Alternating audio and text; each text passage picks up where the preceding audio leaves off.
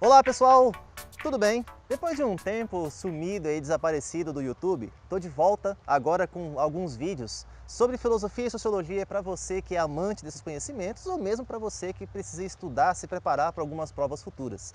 E na videoaula de hoje vamos falar sobre o fundador da sociologia, Émile Durkheim, pensador francês do século XIX, seguidor de Augusto Comte, representante do movimento positivista, da filosofia positivista e o principal responsável por dar um primeiro formato metodológico à sociologia, a chamada ciência da sociedade.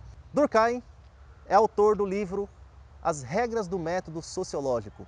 O principal responsável, depois de Comte, é claro, a dar um formato à ciência da sociedade. Augusto Comte é conhecido como o fundador dessa ciência, porém ele não formalizou isso enquanto uma disciplina.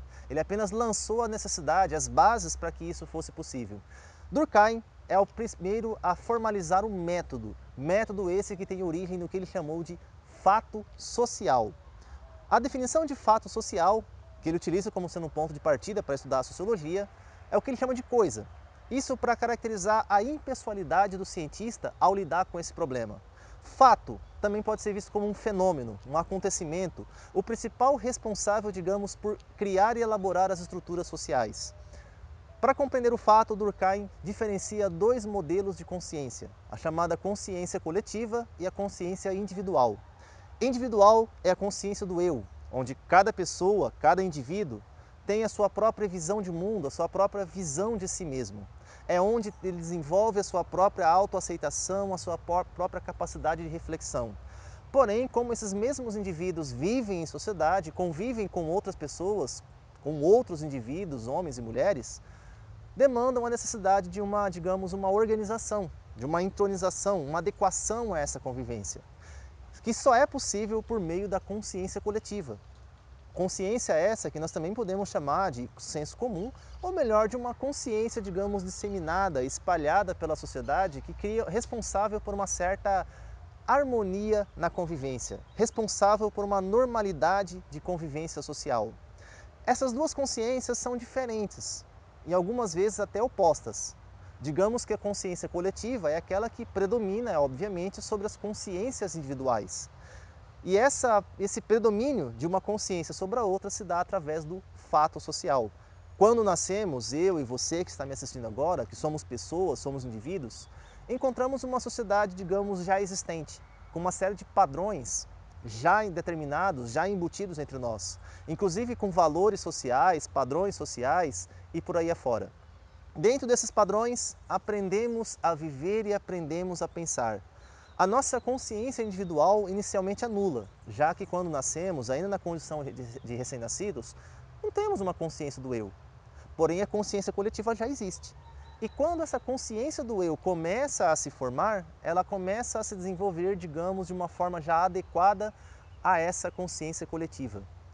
E dessa maneira, a longo prazo, os vários indivíduos que vão entrando, que vão iniciando nessa sociedade já conhecida, vão também se adequando a ela. Esse é o fato social.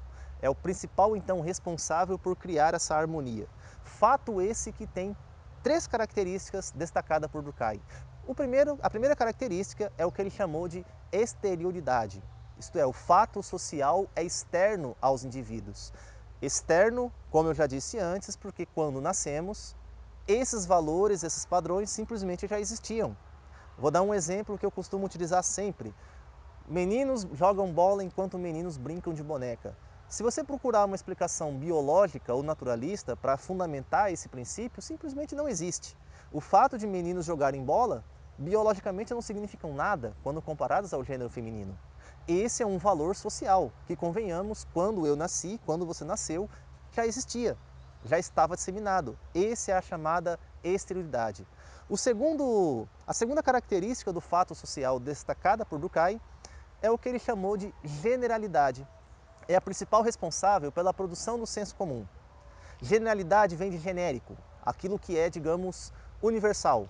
Exemplo disso, as vestimentas tal como nós utilizamos. Aqui no Ocidente, por mais que exista uma grande variação de roupas, de vestimentas, é possível ainda assim estabelecer um certo padrão. As mulheres, por exemplo, utilizam um certo padrão, existe um padrão de roupa feminina. talvez com uma variação maior do que as roupas masculinas, já que o masculino tende a ser um pouco mais clássico, também existe um padrão. E olha que interessante, mesmo com variações de cores, de formatos, esse padrão é compartilhado por cada um de nós. Esse é o genérico, é a chamada generalidade. A maneira também o que diz respeito ao próprio vocabulário que nós utilizamos. O vocabulário também é genérico, já que dentro de um grupo, o vocabulário tem uma característica universal, já que todos o compreendem assim. E a terceira característica do fato social é a coercitividade, é o poder de pressão, de convencimento que o fato social tem sobre esses indivíduos. É o poder de mando, coercitividade que é composta pela chamada sanção, o poder de punição. Sim, a punição também é educativa.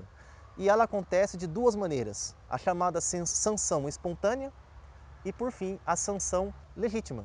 Legal, aquela que tem poder de lei, quem sabe até poder jurídico.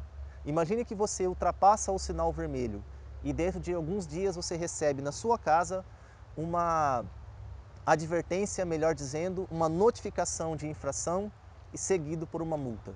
Você recebeu uma sanção legítima. Esta sanção legítima, amparada pela lei, amparada pelos órgãos do governo, tem como finalidade fazer com que os indivíduos se adequem a uma determinada norma. A sanção espontânea e a sanção legítima atuam em conjunto, de tal maneira que, em seu conjunto, elas exercem um poder de coerção sobre esses indivíduos, criando, portanto, uma normalidade. E aí, gostou? Se você gostou, deixa o seu joinha, aproveita para divulgar o nosso canal e deixe também a sua pergunta aqui nos comentários do vídeo, as suas perguntas, as suas dúvidas, as suas curiosidades, para que nós possamos responder o mais rápido possível. Lembrando que a série continua com a divulgação semanal de vídeos e novos vídeos poderão ser feitos também para responder as dúvidas, as perguntas aqui apresentadas. Valeu então? Um grande abraço e até a próxima semana. Tchau!